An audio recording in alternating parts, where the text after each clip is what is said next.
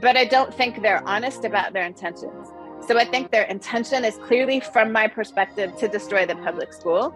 And they pick things to focus on. So it was CRT, now it's transitioning to gender and Right. sexuality and groomers and all of the, and it feels, and so I would offer a parent, make sure that as you're following organizations that you check out, like, what are all the things they're saying?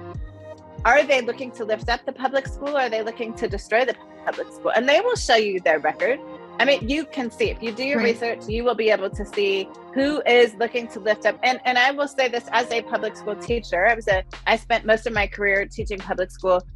The public school is imperfect, absolutely imperfect. It is absolutely imperfect. And it serves almost every child in this country.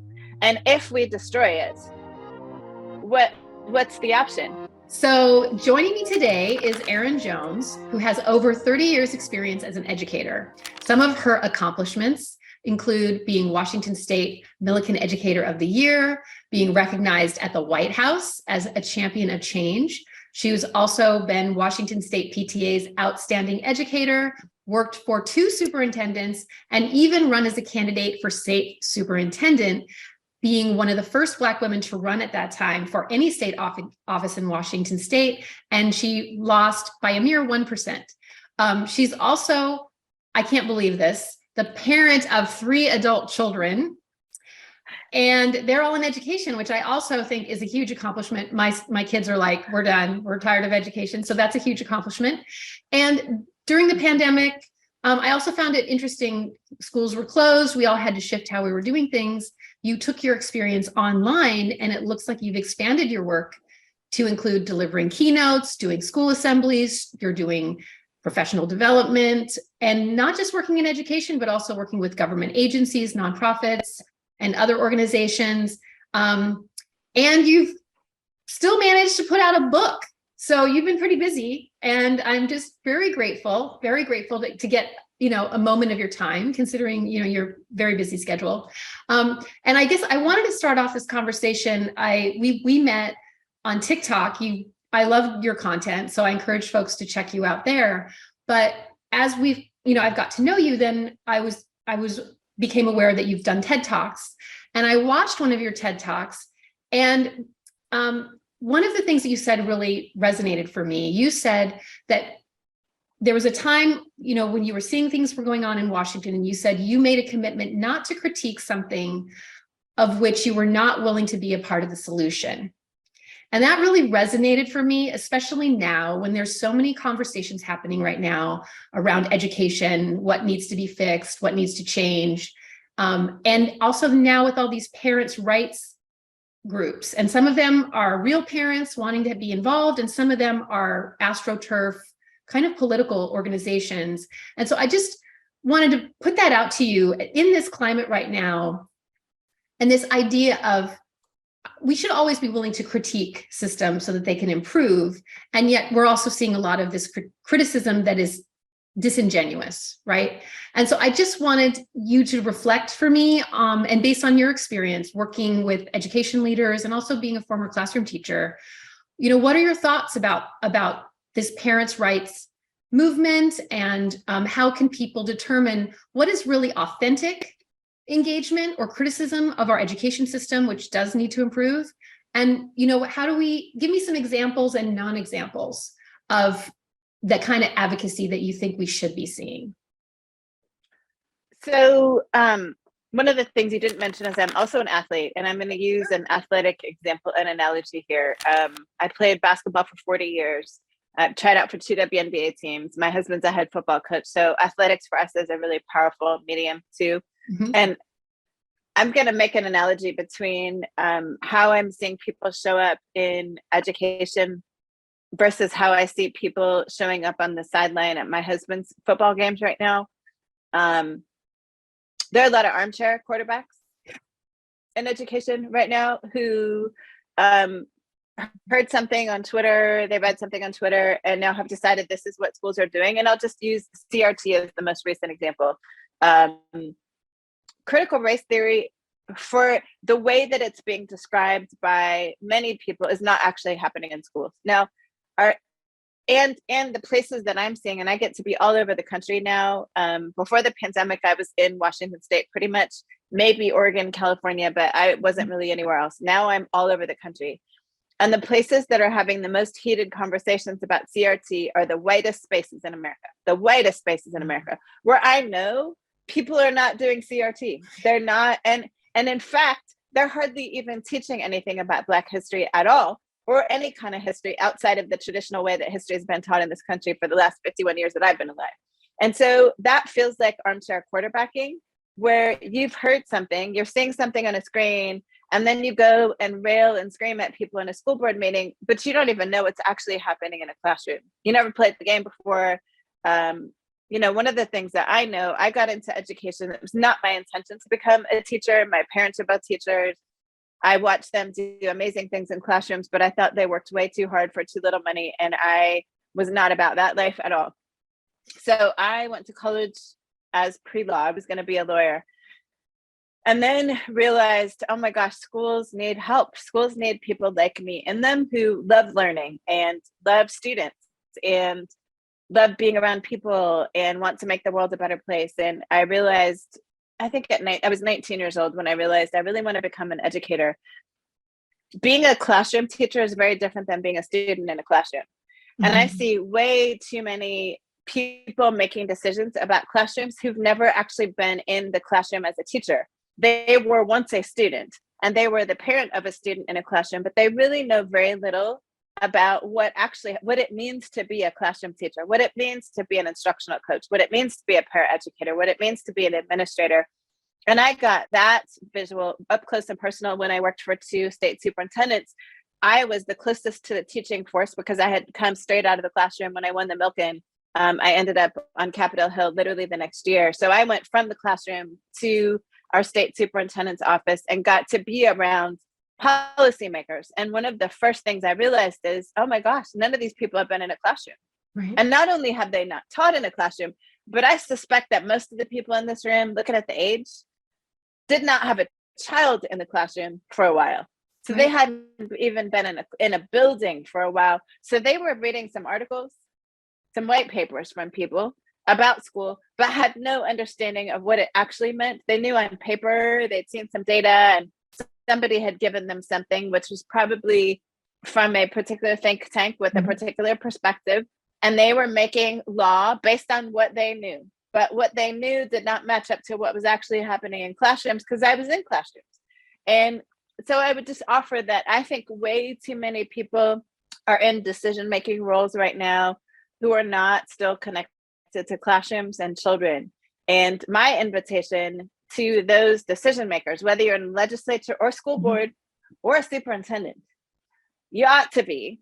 And I know this sounds really critical, but I will say, as the assistant state superintendent, I was in a classroom at least once a week. I was in a classroom. As the assistant state superintendent, I intentionally was in classrooms because I cannot make decisions for people I don't know and for things I don't really understand. And so I would invite anyone who's watching, who's in a leadership role, you may be really busy. And I need you to get into classrooms. And I need you talking to actual students and actual parents and actual classroom teachers, so that when you make decisions, even with really great intention, you make decisions that are helpful and not harmful. And what about just regular parents that, want to get involved? They're hearing about all these things that are happening, right? They maybe don't know what it is, but they're hearing there's a crisis.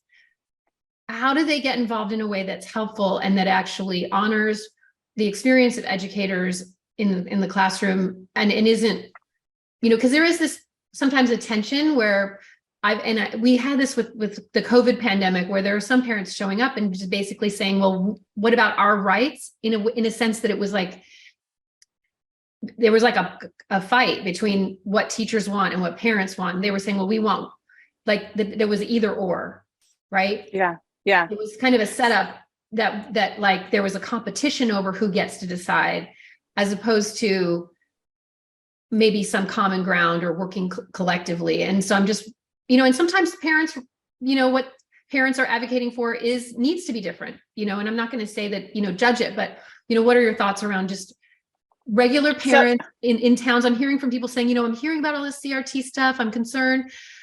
How do I know if I'm getting involved in a group is good, or if my advocacy is helpful, that kind of thing? So a couple things. Just to give you another piece of my background. So I'm adopted, biracial, was raised by white people in Europe who taught at the American school. So I have an American school experience, but in a very different context to here. Right. Came back to the US, married my husband who's from Washington State. We ended up back in Washington State. But he came back here to be a pastor in a predominantly white evangelical church. And they intentionally hired him as the youth pastor because he's a Black man, and they knew we've got to reach the Black community. We're not going to do it if we're all white leaders. And so he became the youth pastor. We did that for about 10 years, moved away, came back, served as elders. The church became more diverse. So the church that started at 95% white, within the next 5 years was probably about 70% white. And so it really significantly increased in the numbers of people of color. Why does that matter here? Because one of the things that I noticed when I ran for office in 2016, because I had not been raised in the white evangelical church, I did not realize that there was an alignment between white evangelical Christians and political party, because I didn't grow up in that context. And so when I ran as a Democrat. And I ran as a Democrat because I was watching the dynamic, the anti-Black, anti-immigrant, those two things in particular, I was watching, and I said, I could never run as a Republican. I in the identities that I carry, and I've been an ELL teacher, I've worked with immigrant children and Black and brown children my whole career. Like, I can't run for a party that is like explicitly anti-Black and anti-immigrant.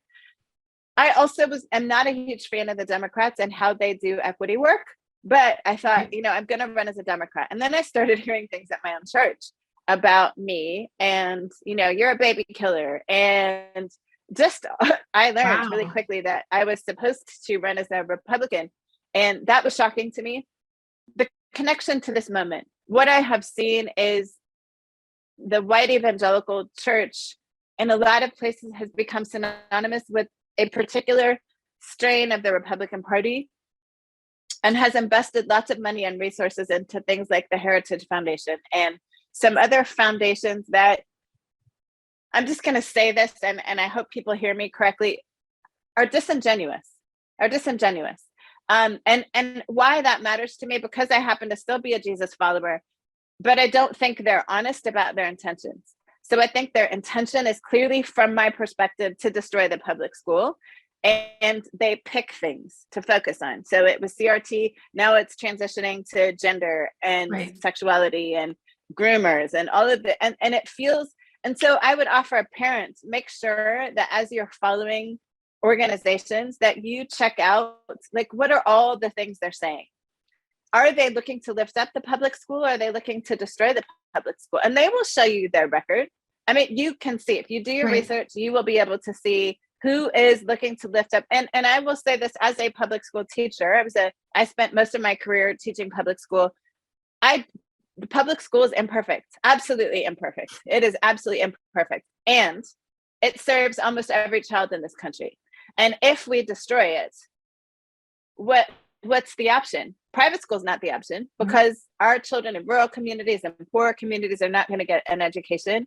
And so any organization that's goal is to destroy the public school is not in good faith in this conversation. For parents, I just want you to be really careful. Now, critique the school. Schools absolutely need critique, but I always say, if you're going to critique, let's critique up, not critique down and out. We got to critique up, call people in, call them to action to make the school space better. So look for organizations that are doing that. They're calling people in. They're calling in teachers and parents and students to conversations. All those three need to be part of the conversation. It can't just be parents. It can't just be teachers. And this is what I've been talking to unions about, is unions. You've got to engage families. You've got to engage students. We have to have all the people that are involved in education, involved in decision-making, involved in these conversations. And any organization that is trying to separate anyone from the pack, I think that's always a bad sign.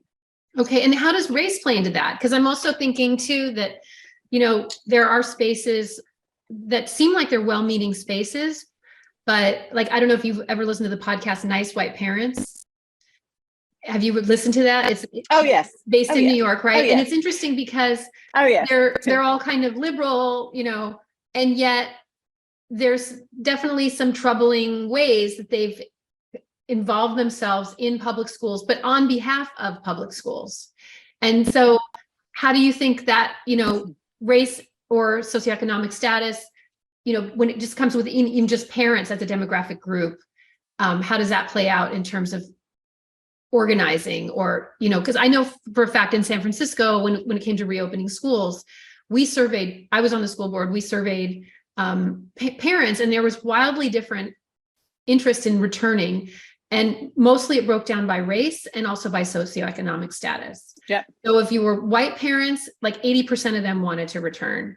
And Chinese American parents, it was 30%, right? Huge difference, right? And also even with Latinx and Black, we're somewhere in the middle, but then you could look at those as a group and say whether they were affluent or whether they were low income. That was kind of the dividing line. And the more low income, the less likely some families wanted their kids to return. And in San Francisco, that makes sense because those are the families that are living in single family homes. They had less ability to separate. They had less access to medical care, right? Whereas, affluent white families, your kid gets sick, you can quarantine them in their room, right? And also you had professional moms that really needed kids to get out of the house so that they could work. So that was really clear to me how advocacy was different, kind of depending on where people were coming from.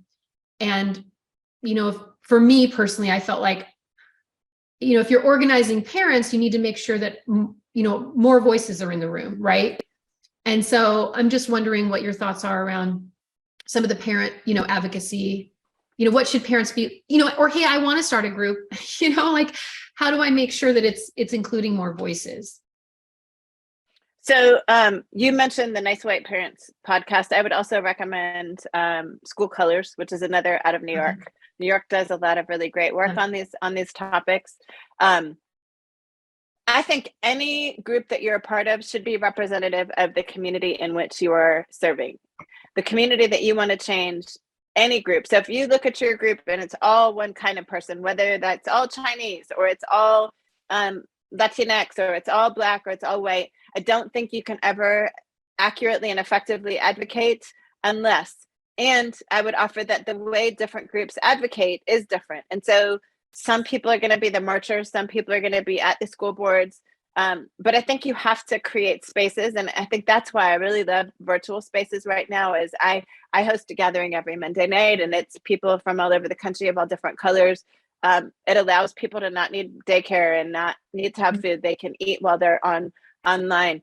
I think we need to get creative because a lot of times if you host a gathering in the evening and you don't have childcare and you don't have food and people can't get there, then you're probably going to get the stay-at-home moms who are able to get away. So I think you need to think about, you may have a physical meeting, but also broadcast it so that people can join from wherever they are. But I think anytime I see, and I'll just say this, anytime I see wealthy or middle-class white moms, and it's a group of just wealthy middle-class white moms, I'm always worried.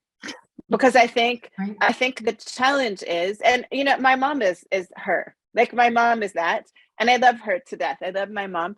And there's no way that my mom can adequately even represent my perspective. Now she can represent Black people better than a lot of white women because I'm her daughter. But I think just reading Robin DiAngelo's book and Ibram X. Kendi does not make you an expert on what's happening for Black and brown families and children. And so I think it's really important. White moms, especially if you're wanting to get involved in this work, we need you in the work. And we need you partnering with other people who are disproportionately negatively impacted by school decisions. And so it's really important that you're listening. You may want to think about translators and investing in some translators to be in your meetings, depending on what community you're in, whether it's Spanish or it's Tagalog or whatever the language is that people speak who won't come.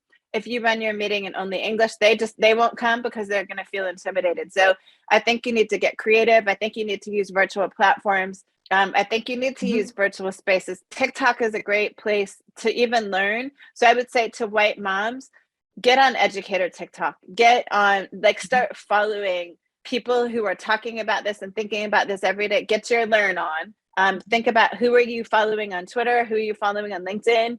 Begin to learn the stories of other people who don't live your experience, so that you have a better understanding of what the actual needs are outside of your own family.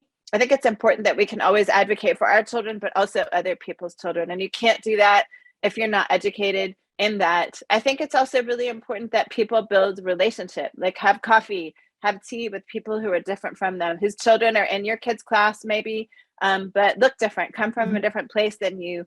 Just invite, like pay for another mom to go out to lunch with you or to have coffee with you, and just get to know their story, not with any strings attached, Right. not with any agenda, just build relationship. I think that's the most effective way to really begin to build your learning, is to be in relationship with people who are different. And that way you'll see, man, what is really creating anxiety for this family? What do they really love about their school space? What do they love about living in this community? What is rubbing them raw? How are they treated in that restaurant when y'all go together to the restaurant? How are you treated? Just all those little things that I think really matter if we're going to do advocacy well.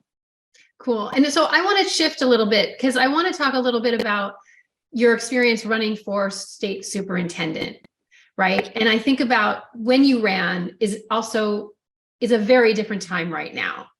If you were to be running for a superintendent job now, or I think about, just even at a district level, I've heard reports that we've got a teacher turnover rate, right? We have a teacher retention crisis, but that also exists at the superintendent level. and just leaders of all, principals, education leaders at all levels. How do you think this political climate right now is impacting leaders who are education leaders who've been focused on trying to improve our public schools or make schools more equitable, and then specifically Black or Black, Indigenous, or people of color in these roles? Because there's like the need to get people into the pipeline, but then there's also a specific need that, as you said, they represent or reflect the communities that they serve, and that's even harder. And so how do you think this education climate is impacting the leaders that you're working with? So first I'll say I ran for state superintendent in 2016. And I will say that was the beginning of this season of really contentious politics. If you remember what happened on the national stage between Hillary and Donald Trump, that was happening in my own race. Like that level of hate and vitriol was happening in my own race for state superintendent. I'm like, I'm not running for governor. I'm not running for some big super political position. I mean, the state superintendent in our state doesn't really have any power. It's, the money flows through you. It's a bully pulpit. But I got to witness the vitriol towards, so I ran, there was a really large race at the beginning, but after the primary, I actually won the primary. And then I was in the race with a white gentleman who had been a teacher 27 years prior. So at this point, I think the last time he taught was 30 years ago. He taught for 2 years. At the time, 27 years prior to running, he had taught for 2 years in one school. And then he'd been in political spaces since then, had worked in finance for the community college system, but no K-12. But he was the favored by he was actually chosen by the teachers union to run, because as a politician, he had supported different unions and they saw that as an advantage. Me, I don't think they expected me to run, so they weren't really sure what to do with me. And when I won the primary, I suddenly was a problem. And there were a number of hit pieces written about it. It was just horrible. It was horrible to the point, I mean, I thought about unaliving myself. Like it was really bad. I can remember the day the first hit piece came out, I just cried in my car for 2 hours. I missed a whole day of meetings. I couldn't, it was the worst thing I'd ever experienced in my life. And I lost that race by 1%, which I'm actually really glad about, because I look now at, I've gotten to have greater impact because I only lost by 1%. I'm really well loved by a lot of people in leadership and education. And so it opened the door for me to actually do work with lots of superintendents, like district superintendents all over the state. But what I've also been able to do is pour into other Black and brown leaders. So from principals to superintendents. We have very few. We have actually the most Black superintendents in our state right now. And I think there are 4 of them. At the time when I ran, there were 2, and then one was fired. State. The whole state. Wow. And we have 300 school districts. So yeah, 5. I think there are 5. And then if you add other people of color, there are less than 20 in the whole state. So I can think of 2 Indigenous superintendents. I can think of 4 Latinx. So I'm going to say less than 20, but probably closer to 15 people of color that are in like superintendent leading school districts in the state of Washington. But as I look across the country, because I'm now connected across the country, I will tell you that last year, more of my Black friends quit principal jobs, quit district leadership jobs, quit school district superintendent jobs. I had a friend who was let go from his state superintendent. Like, it just was the worst. And the stories that I've heard about, like, I have one friend who's getting death threats every day at his home. He had people that would just camp out at his home, and he has a little kid. And finally, they had to move into an apartment that had a doorman so that people, and finally he just quit. He said, just for my own safety. And he said, I was not talking about CRT. I was not talking about race at all, but I was a dark-skinned Black man in a predominantly white district. And people hated that so much that I became the target. And here's what I would offer, just my own opinion. I don't know this to be true, but at the same time, I saw more hate towards Black and brown and Indigenous students in classrooms at the same time. So on the one hand, I'm saying leaders, Black and brown leaders, leave the profession. At the same time, I'm being called in to do like cleanup, restoration work with middle schools and high schools where the N-word's being used and other derogatory words are being used on a regular basis. And I would offer that I think when people are afraid and unsure about the future, they target whatever is not them. We double down on our quote unquote tribe, and whatever is not us becomes the target. And that's what I've seen in since the pandemic hit. I saw that just weaponized, and people were afraid.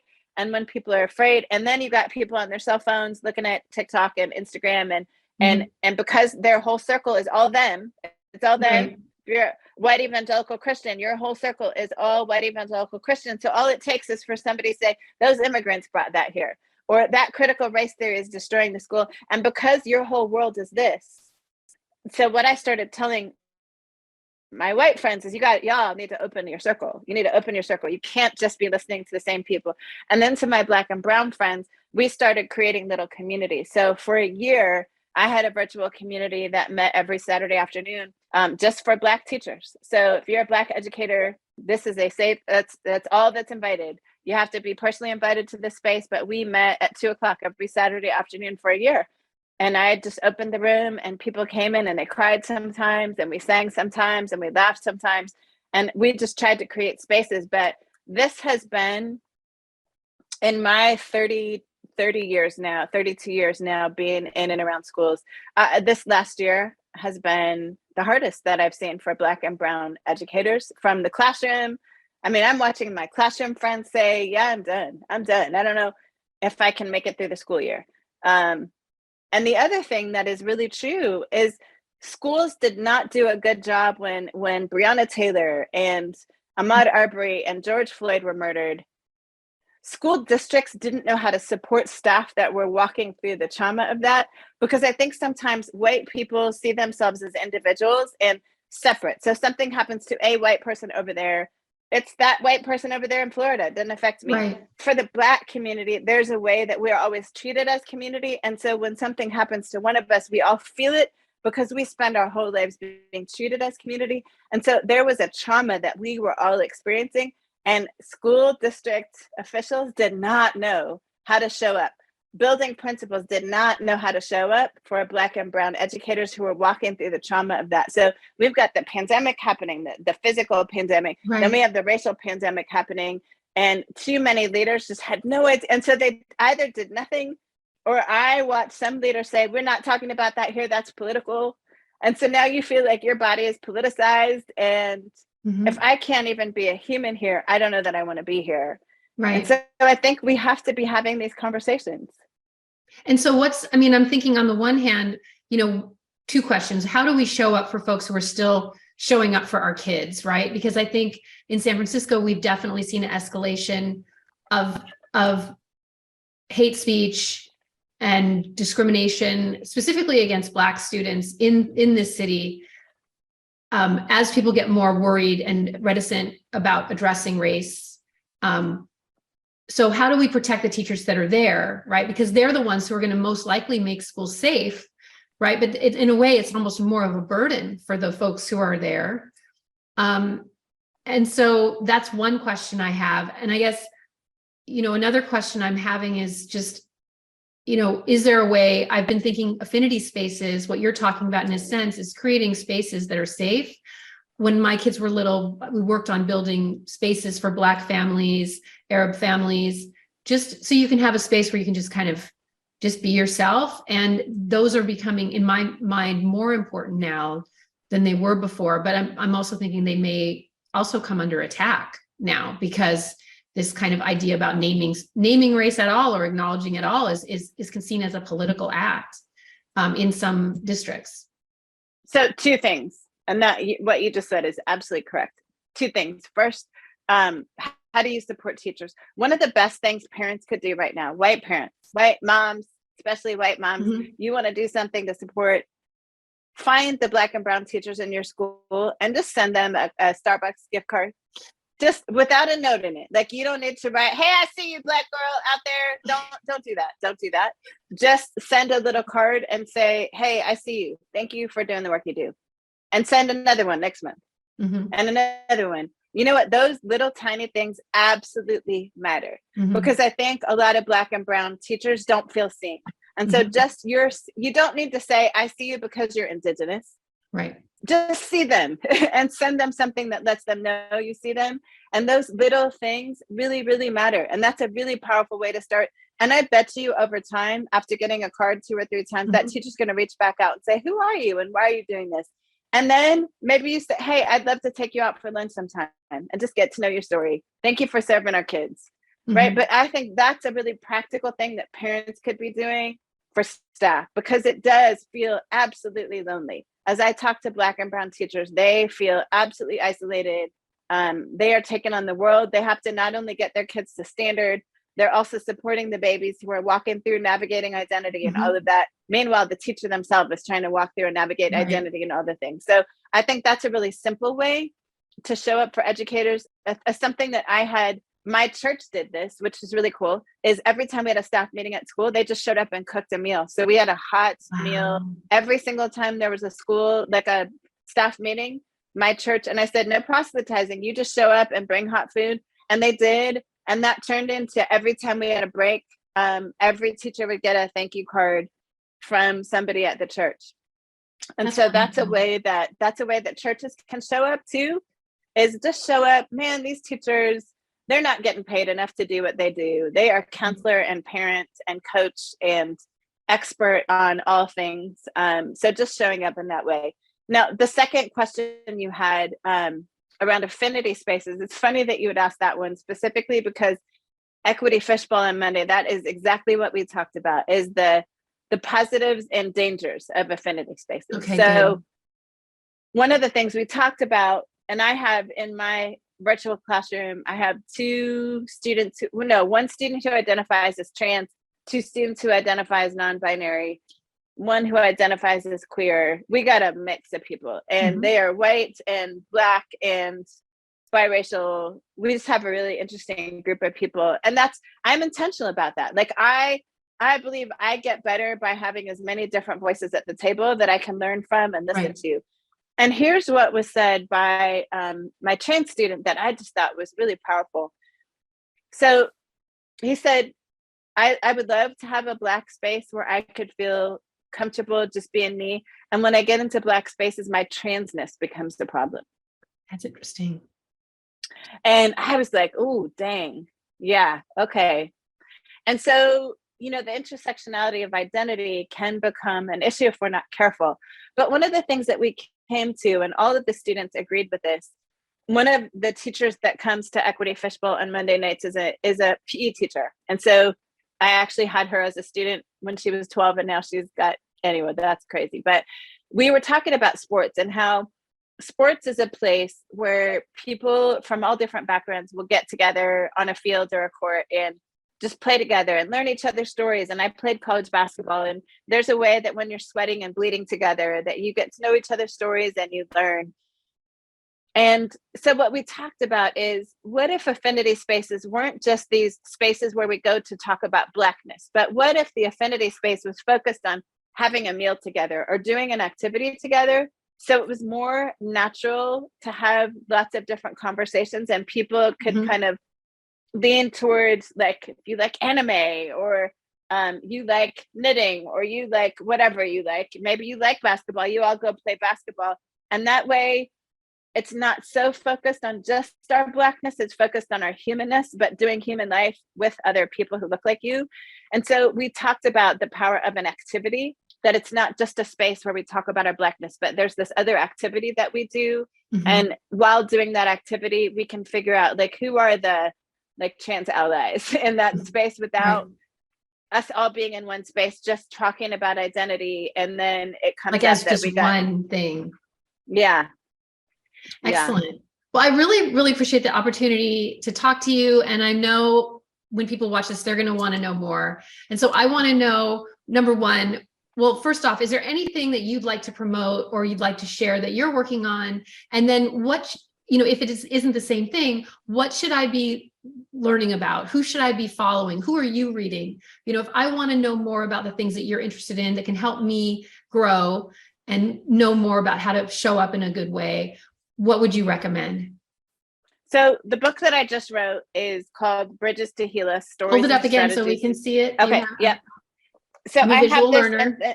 and then I also have a workbook Oh, that wonderful. is for educators. It's for educators. So all of the work that I did around school improvement, I just took the book and I added all of the documents that I created over the last 15 years of working in administration and put that in the workbook. And so, but here's what I love about the book, and here's why I wrote it.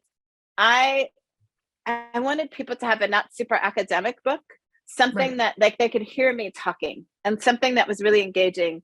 And so this book is literally, I took 30 hours of training and put it into a book form. It's my stories and then strategy, my stories and then strategy. And then, because I'm a nerdy teacher, I also wrote a free study guide that goes with it. So if people want to do a book study, like a book group, I have a free study guide that people can just reach out to me on social media, and I will send you the free study guide. But that is one strategy. Who am I reading? I am, crazy story, Robin DiAngelo just wrote a new book with two BIPOC authors, and it's a revision of the White Fragility book. And I'm speaking with her in 2 weeks on stage. I don't know how she got my number, but she texted me and said, I'd like for you to speak on stage. So I'm about to read her new book because I'm going to be speaking about it on stage.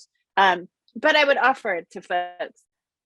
I'm not saying don't read her books, but read her books knowing that I want you to be reading more Black and brown authors as much as possible. So because there's been, I just want to say, you're having a conversation that folks have been having, but if people are new to this, there are folks who have really liked Robin DiAngelo's work. And then there's also folks that have said, a white woman shouldn't be doing this racial healing work. We should be listening to Black folks. So that's a controversy just a discussion folks have been having. So that's kind of what you're naming. And I appreciate your view on it. And what's beautiful is she's been hearing, which is why she invited me to sit on stage with her, because she knows she can't be having these conversations by herself anymore. So I appreciate that. Like, I appreciate that somebody like her is listening to that. Another author who's from Washington State, she and I are together often, Ijeoma Oluwa. Oh, I love her. Yeah. So you want to talk about race. That's a great book for people who are just getting into the conversations. Ta-Nehisi Coates' Between the World and Me is another really great book, just for people to learn stories of other people. I think is really important. Oh, one of my favorite authors ever, and I have the new version. I got to go hear her the year the new version came out, but Beverly Tatum, Why Are All the Black Kids Sitting Together in the Cafeteria? One of my favorite books ever. And I would argue every educator needs to read this. I think every parent needs to read this because it's more than just Black kids that she talks about. It's just such a powerful study on how we develop identity. And so I would encourage that. Let's see, who else do I? Oh, Racism Without Racist. That's a little deeper book, a little heavier. Eduardo Bonilla Silva is another great one. Ibram X. Kendi, How to Be an I get to speak with him the week after Robin DiAngelo. Oh, So I don't know how this happens. I don't know how this happened, but we're doing that. Okay. But Ibram X. Kendi is another really great. And I think the book that Jason Reynolds wrote for students on is a really, really, really great version of the book. So I would encourage people to look at that. There were two others. Oh, Other People's Children by Lisa Delpit. That's a great one. Yeah. Another really great one. It's kind of like you're giving us the canon of the starter pack. If you're of books you should be reading, if you care about education justice and making schools safe culturally as well as physically safe. Almost two more books. Okay. Two more newer books that I think everybody needs to read. And I have just met the authors of the book I'm going to say now, Belonging Through a Culture of Dignity. Okay, that's a new one. If you have not read it, you need to read that one, especially if you're a school director. So school directors, it is a really powerful, it's powerful thinking. It's a black writer and a white writer writing together. Oh, and wow. They are both former classroom teachers, now in administration and higher ed. And it's really practical, but it talks about what is effective racial equity work in schools and what's not effective. Really powerful. And then the last one that I think everybody needs to read, but particularly Black educators and Black parents, it's called The Four Pivots. Okay, I don't know that one. Oh my gosh, Dr. Ginwright. It's amazing. Okay. Oh yes, I've read some of I have one of his books is one of my favorites. Yeah, what I love about it, and our teacher of the year here in the state is also biracial like us. And she's the first biracial teacher ever. Anyway, just really cool. She was one of my students too, but she promoted it like a year ago and I didn't read it, and I bought it and I didn't read it. And then I read it. I can't put it down. It talks about, we've got to do our own self-healing before we go out and do collective healing. Right. And so it's really this focus on what's the trauma that I've been through? How do I make sure I heal from that before I go out and try to save the world for other people? Wonderful. Well, thank you for that recommendation. And then I guess you've given me, when we were talking, you gave a lot of really great hands-on things that folks can do. But is there anything that stands out that you just, I think about my neighbors who care, they want schools to be good, and yet maybe they don't have kids in public education, but we all, we want kids to have good experiences in schools, and we also know the importance, generally folks know the importance of having a good public education system where all kids feel valued and visible, and that, that's good for our democracy, right? So just for average folks, is there anything that you didn't list already that people could do or should be doing to help our public education, to support it and to make it better? So two things that I would recommend. Number one, go to a school board meeting. You don't have to go every week, but go to a school board meeting. Like, see what those are, see what's happening there. What are the things that are really important to people? See who else is in the room. What are people passionate about? Then figure out what's the stuff that I'm kind of surprised by that I can go do some research on. So attend at least one school board meeting. Number two, go volunteer at the local school in your area, whether it's elementary, middle, high school. If you don't have children, there are lots of ways that schools need help. They need people who can read to children, listen to children read, and that's at every level, all the way through high school. They need people who can just be in the hallways. We had a group of parents that would come and just be at the door as school was opening every day and just shake kids' hands. Some of the children, that's all they need is another adult just looking them in the eyes and saying, I see you, good morning, good morning. Right. And so there are those little things that I think anyone can do. And it takes 5, 10, 15 minutes at the beginning of a day, maybe even commit to once a week. You're going to go to the school and shake kids' hands, but find out a way to volunteer. And that way you'll see up close and personal what's happening in schools. I really like that. And, it's funny, I'll make a pitch for that because I've been missing being in the classroom, and I have a friend who's a first grade teacher. I'm a former high school teacher, so I'm used to attitude and, hanging out with kids, but he's with first graders, and I just wanted to be in the classroom, and I thought, okay, well, maybe I could read. So I came in a few times and it's been hilarious. Like, I mean, how excited they are that somebody that doesn't know them, I'm not, I get treated like a celebrity. So if you want to be treated like a celebrity, especially elementary schools, but even high schoolers, they like the fact that when folks from outside come in and just take their time. And I think that's really, really great advice. And I just want to say thank you again for, number one, all that you're doing, just nationally, and all that you have done, and for taking the time to share some of your expertise with me and with folks who are watching this podcast. And just want to encourage folks to check out your TED Talks and, all the resources that you've shared. And just, I really quickly though, I do want to take a photo, if we can take a photo, so that if I can, so on the count of three, we'll do three. Okay. 1, 2, 3. Okay, we're good. So I have a picture now that we actually had this conversation. I have proof that I've, virtually met you. And hopefully someday if I'm in, Washington, or if you're down in the Bay Area, we can actually see each other for real. But I do greatly appreciate everything that you've had to share. And I will definitely be following. So thank you. Bye. Thank you. Thinking through my discussion with Erin, several things are coming up for me. I really do appreciate her talking about the idea that when folks are complaining, but they're not doing the work, that is a really big red flag. And additionally, thinking about the impact of our engagement. I do think that there are folks for sure who have disingenuous motives for their activism around public schools. That is true. There are a lot of well-meaning folks as well. We talked about a podcast called Nice White Parents. It's an example of white saviorism and the ways that people, even when they have good intentions, can have negative impacts in their involvement. And I think this is why critical race theory is important. A lot of people say it's just a legal analysis that's done at a very high level in graduate school. But as Kimberly Crenshaw, one of the architects of CRT, always says, is it's a prism and a practice. And it's not just about a high level legal idea. It's also about the way that we view things. And one of the things that's always driven my work and the work of educators that are trying to actually create change, it's not about talk, it's about action and the impact of those actions. I think what's become even clearer in recent history is that there's a lot of talk that it isn't having an impact. And so ultimately the impact of our action is what counts. So in that case, we shouldn't just be looking at somebody's intentions, we should be measuring the impact of our involvement. So that means that if we're volunteering or if parent groups say that they're interested in supporting education and the impact of their involvement is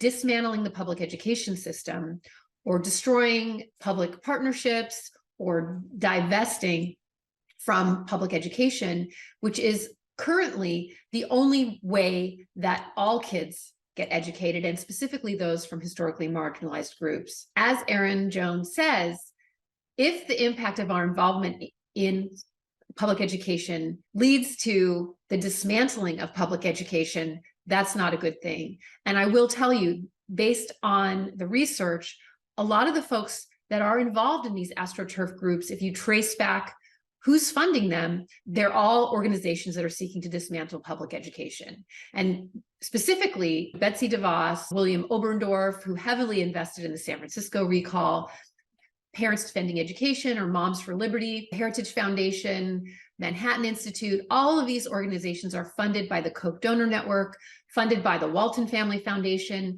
Their goal is to dismantle the public education system and dismantle the Department of Education. With that said, I urge you to get involved at the local level in supporting educators. I think Erin gave a lot of really great examples of very simple ways that we can support the educators that are doing the hardest work right now, as well as ways to get involved and be in the classroom and support students. And I tell you, it is amazing to be in classrooms and to be engaged with students is really fun. I also encourage you to check out her book recommendations, which I will be posting in the description. And we have to start with ourselves as well. We can't engage in change if we're not also willing to get better ourselves.